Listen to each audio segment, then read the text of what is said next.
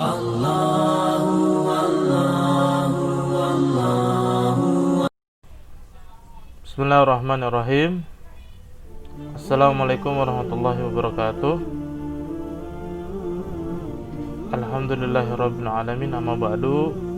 Teman-teman sekalian yang dirahmati oleh Allah Subhanahu wa taala, pada hari ini saya ingin mengajak teman-teman untuk sama-sama berdiskusi mengenai tentang kisah heroik daripada sahabat Rasulullah bernama Sayyidina Abu Bakar Siddiq, dengan tema sang pembela Nabi, kisah heroik Sayyidina Abu Bakar Siddiq radhiyallahu anhu. Nah, Sayyidina Abu Bakar Siddiq itu salah satu sahabat Rasulullah yang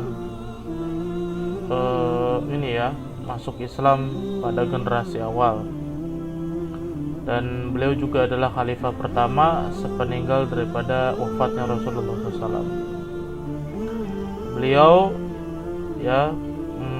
dilahirkan di Mekah, memiliki nama asli Abdullah Quhafa. Dinisbatkan nama ini daripada nama ayahnya, Abu Quhafa. Sebenarnya kalau dalam riwayat lain, Sayyidina Abu Bakar Siddiq ini nama aslinya Utsman bin Abu Quhafa. Cuman Rasulullah beserta para sahabat yang lainnya itu lebih senang memanggil beliau Abdullah Quhafa, seperti itu. Nah, kalau Abu Bakar Siddiq itu sebuah gelar, apalagi Siddiq. Siddiq itu adalah bagian daripada gelar daripada Sayyidina Abu Bakar Siddiq. Nah, nanti akan saya jelaskan pada slide berikutnya tentang gelar beliau, kenapa beliau dijuluki sebagai As-Siddiq. Oke, selanjutnya beliau kelahiran 27 Oktober 573 Masehi. Tadi saya bilang beliau lahir di Mekah. Beliau merupakan salah satu orang yang cukup terpandang juga di Mekah pada saat itu. Nah, sebelum masuk Islam beliau itu artinya dipanggil oleh beberapa orang-orang yang di sekitar Mekah gitu, dipanggil dengan Abdul Ka'bah. Nah, ini ada ceritanya nih, dimana beliau karena cukup terkenal dan rumahnya juga dekat dengan Ka'bah, makanya beliau disebut Abdul Ka'bah, seperti itu. Tapi ada riwayat yang lain, nanti di pertemuan yang lain kita bisa jelaskan lagi, kita akan bisa sampaikan lagi. Oke, selanjutnya, beliau dijuluki masuk kategori as-sabiqun awalun.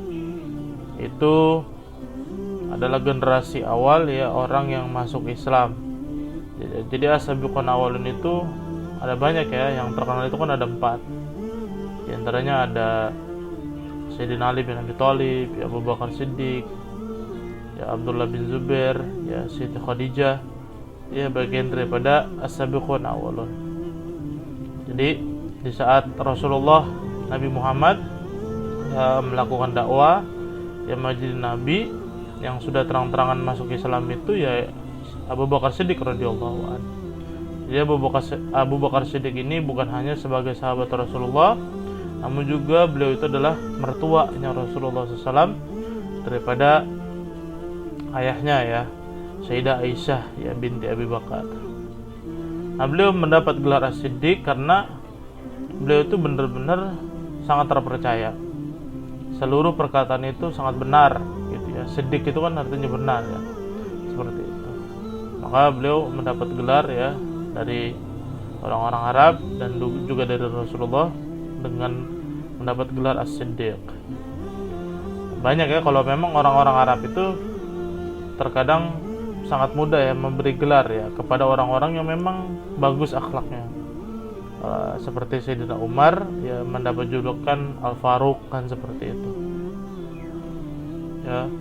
Terus Sayyidina Ali mendapat julukan Al-Ilim, yang seperti itu, ahli ilmu. Terus Rasulullah mendapat julukan Al-Amin, seperti itu. Nah, kalau Sayyidina Abu Bakar Siddiq itu mendapat julukan gelar As-Siddiq, orang yang selalu berkata benar, akhlaknya benar, lurus. Nah, selanjutnya adalah masa pemerintahan daripada Sayyidina Abu Bakar Siddiq radhiyallahu an, ya, di mana di masa pemerintahan beliau, ya, saat wafatnya Rasulullah pada hari Senin, itu terjadi gonjang-ganjing, ya, kisruhan cukup besar di Saqifah Bani Sa'idah, di mana para sahabat pada saat itu bingung gitu ya, Rasulullah wafat, sudah tidak ada pemimpin lagi kan begitu. Nah, ini akan mengakibatkan akan terjadinya perang besar takutnya seperti itu ya, karena sudah tidak ada lagi pemimpin Islam pada saat itu. Nah, akhirnya kan di Saqifah Bani Sa'idah, sebuah tempat, ya, tempat tersebut adalah tempat berunding di mana Sayyidina Abu Bakar Siddiq itu ditunjuk secara langsung, ya, atau aklamasi untuk menjadi khalifah pertama, ya, di Khulafaur Rasyidin, ya, pengganti daripada Rasulullah SAW. Pada hakikatnya Sayyidina Abu Bakar Siddiq itu tidak ingin menjadi pemimpin pada saat itu, karena memang beliau itu tidak berambisi, ya, untuk maju ke kancah politik seperti itu, karena beliau sudah sedih kan, sahabatnya meninggal kan gitu, terus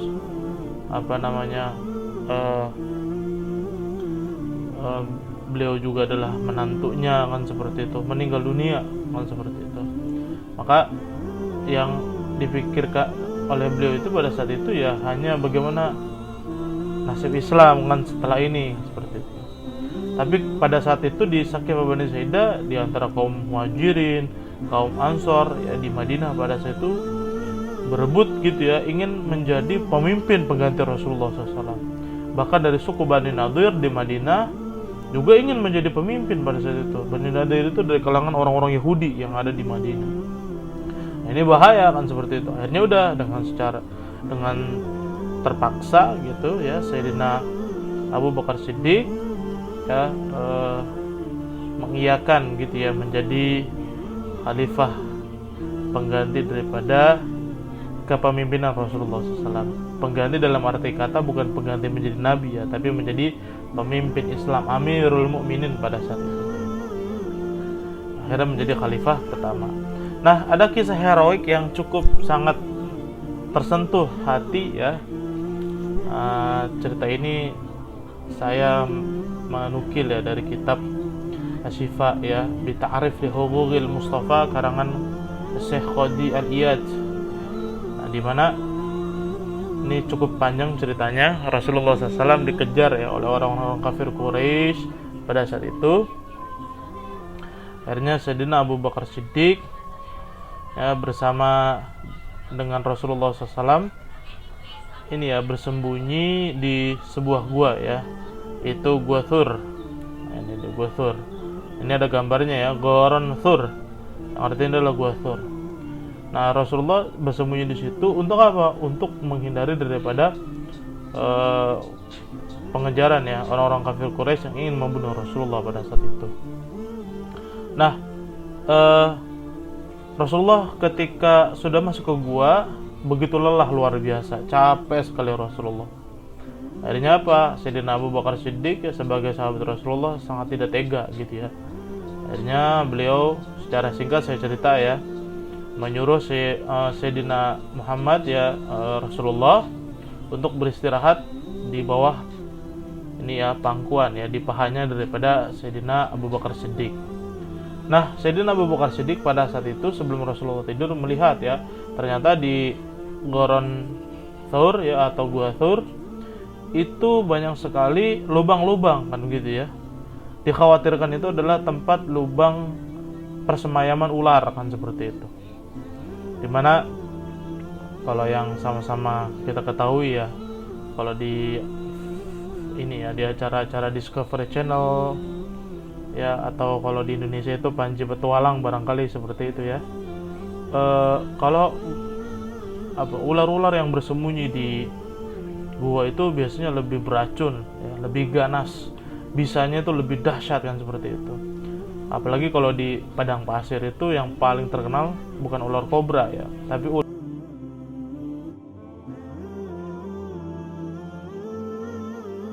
yaitu ular derik ya. Kalau di Discovery Channel ya, di televisi ya, buntutnya itu kan bisa goyang-goyang ya, seperti itu ya. Bahkan ular tersebut ada tanduknya. Yang lebih seremnya lagi bisa menyembur bisanya gitu ya, luar biasa ular tersebut.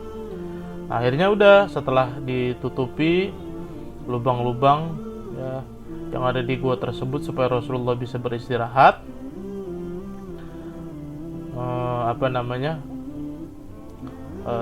ternyata di bawah ya kaki Sayyidina Abu Bakar Siddiq ya masih ada satu lubang yang belum tertutupi.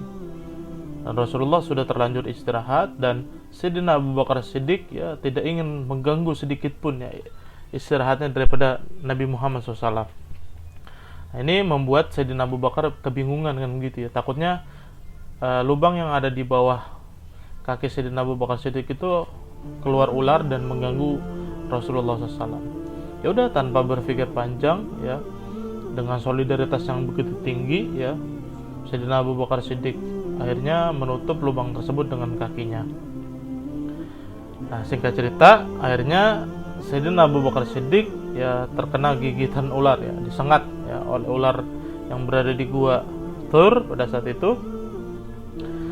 Ya, Sayyidina Abu Bakar Siddiq adalah manusia biasa ya, begitu ya.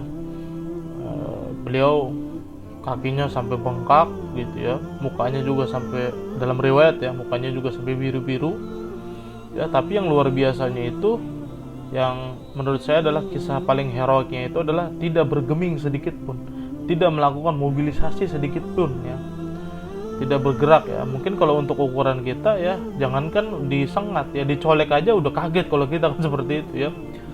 Nah, untungnya aja Rasulullah tidur di paha Sayyidina Abu Bakar, coba di pahanya kita gitu ya, terganggu Rasulullah ketika tidur kan, seperti itu. Itulah hebatnya daripada sahabat. Ya udah, akhirnya Sayyidina Abu Bakar Siddiq ya udah bener-bener badannya biru semua, ada menahan sakit tersebut. Akhirnya ya beliau karena manusia biasa kan seperti itu ya, tumpahlah gitu ya air mata beliau dari menahan rasa sakit tersebut ya di pipinya Rasulullah SAW ya, otomatis Rasulullah SAW terbangun gitu ya, karena pipinya basah kan, seperti itu. Nah, Rasulullah sontak kaget gitu ya, melihat Sayyidina Abu Bakar Siddiq ya, meringis gitu ya, kesakitan, mukanya biru ya, kakinya bengkak-bengkak kan, seperti itu. Nah, di situ akhirnya dalam riwayat dikatakan mujizat Rasulullah keluar ya, di mana Sayyidina Abu Bakar Siddiq ya kakinya diludahi oleh Rasulullah ya, di dalam kitab Asy-Syifa itu ya, akhirnya sembuh kan, seperti itu. Itu salah satu menurut saya kisah yang sangat inspiratif sekali, di mana solidaritas pertemanan ya itu nyawa taruhannya gitu ya. Ini terjadi pada masa Rasulullah SAW gitu ya. Jarang-jarang gitu ya ditemukan ya sebuah pertemanan yang bukan hanya harta tahta serta wanita gitu ya, tapi juga nyawa kan, seperti itu taruhannya. Itu sangat luar biasa sekali. Nah, selanjutnya adalah kisah inspiratif. Nah, ini dari Sayyidina Abu Bakar Siddiq, di mana beliau bertanya ya kepada anaknya, yaitu Sayyidah Aisyah. Nah, anaknya ini juga kan istrinya Rasulullah SAW ya. Beliau bertanya saat Rasulullah sudah wafat ya, pada saat itu bertanya tentang uruf ya, tentang kebiasaan Rasulullah ketika keluar rumah ya, apa yang biasa Rasulullah lakukan kan, seperti itu. Nah, dijelaskan oleh Sayyidah Aisyah bahwa Rasulullah kalau setiap keluar rumah itu selalu membawa gandum, membawa kurma gitu ya, dan gandum kurma tersebut akan diberikan ya kepada pengemis Yahudi tunanetra gitu ya, di suk ya, di pasar, seperti itu. Ya udah, langsung Sayyidina Abu Bakar Siddiq melakukan daripada kebiasaan Rasulullah yang disampaikan oleh Sayyidah Aisyah. Nah, ketika sampai di pasar, ya Rasulullah Sayyidina Abu Bakar Siddiq ya ingin menghampiri daripada pengemis Yahudi ya tunanetra tersebut. Kaget gitu ya Sayyidina Abu Bakar Siddiq, ternyata pengemis tersebut ya dia mengemis sambil menghina Nabi Muhammad SAW gitu ya. Nabi Muhammad dikatakan tukang sihir, penipu, kadzab, ya pembohong, ya pedofilia dan lain sebagainya gitu ya. Kaget kan gitu ya. Nah ini pengemis ini kok yang biasa diberikan makan oleh Rasulullah malah ngatain Rasulullah kan seperti itu, malah menghina Rasulullah. Ini apa-apaan yang seperti itu. Ya udah, Sayyidina Abu Bakar Siddiq ya tetap melaksanakan sebagaimana yang biasa Rasulullah lakukan kan seperti itu. Nah, udah dengan mungkin sedikit emosi gitu ya, karena sahabatnya dihina kan seperti itu. Cara memberikan makannya itu mungkin agak kasar barangkali ya kepada orang Yahudi tersebut. Nih makan kan seperti itu. Ya, akhirnya orang Yahudi tersebut ya, pengemis Yahudi tunanetra ya, itu agak kaget, bingung ya. Dia akhirnya bertanya, sepertinya Anda bukan orang yang biasa memberikan makan kepada saya kan seperti itu. Siapakah Anda ya, wahai kisana kan seperti itu. Nah, saya adalah Abu Bakar Siddiq ya, Khalifah Amirul Mukminin. Abu Bakar Siddiq gitu. Ahlan wa sahlan. Tahukah kamu siapa yang biasa memberikan makan begitu lembut, begitu kasih sayang dengan kamu? Ya. Siapa wahai Abu Bakar Siddiq kan seperti itu. Dialah Rasulullah SAW, Nabi Muhammad yang selalu kau hina setiap hari. Sekarang dia sudah meninggal dunia dan akan aku gantikan. Ya. Uruf ini ya yang biasa dilakukan oleh Rasulullah SAW. Wah, orang-orang pengemis Yahudi tersebut kaget luar biasa ya. Yang tadinya begitu semangat, berkobar-kobar ya, bergejolak menghina Rasulullah gitu ya, dia keluar air mata gitu ya, sedih dan seperti itu. Ternyata yang memberikan makan setiap hari pada dirinya ya di pasar itu adalah orang yang biasa dia hina kan gitu ya, dia zalimi kan seperti itu. Akhirnya udah, tanpa berpikir panjang ya, orang Yahudi ya, pengemis Yahudi tunanetra tersebut mengucapkan 2 kalimat syahadat ya di hadapan Sayyidina Abu Bakar Siddiq radhiyallahu anhu. Ini salah satu kisah inspiratif ya, dimana saat akhlak ya itu dapat menyentuh hati seseorang kan gitu ya. Ada sebuah makalah gitu ya, dakwatu hal ya, khairan min dakwatil lisan gitu ya. Kadang dakwah dengan perbuatan itu lebih baik gitu ya daripada dakwah dengan lisan, dengan perkataan kan seperti itu. Nah, ini dibuktikan oleh Rasulullah SAW. Benar-benar innamal bu'itsu liutammima makarimal akhlak. Masyaallah, luar biasa. Selanjutnya adalah wafat Sayyidina Abu Bakar Siddiq ya. Saya singkat-singkat saja ya. Pertama, Sayyidina Abu Bakar Siddiq itu wafat pada tanggal 23 Agustus ya, tahun 634 Masehi. Oke, terima kasih.